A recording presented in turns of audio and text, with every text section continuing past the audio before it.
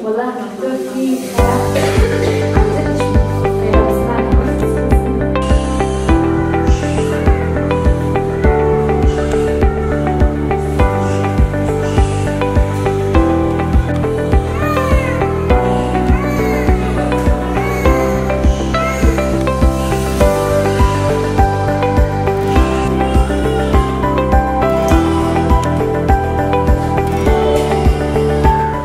أنا الطالب عبد السلام محمود القعود، طالب طب سنة سادسة تابع لجامعة روج آفا.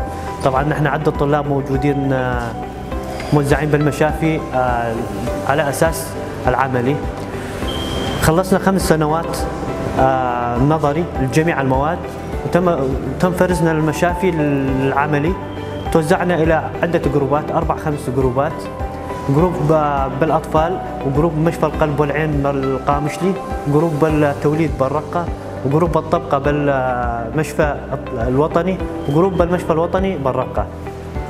طبعا بالمشفى الوطني بالرقة في كل مشفى دكتور مشرف علينا.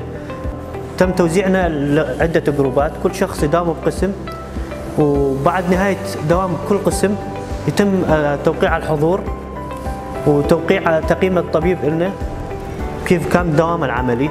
طبعا داومنا بالمخبر، وداومنا بالأشعة، وداومنا بالعناية، وداومنا بقسم العيادات، بالعيادة الداخلية والعيادة العصبية، وتم تقييمنا من قبل الدكاترة. طبعا كل شهرين بدنا يصير تبديل للجروبات، يعني خلال أول شهرين احنا موجودين كنا بالوطني بمشفى الطبقة، وانتقلنا على مشفى الرقة على المشفى الوطني. بالشهرين الجايات بدنا ننتقل للأطفال، وبعدها ننتقل للتوليد، وآخر شهر بدنا نداوم مشفى القلب والعين بالقامشلي.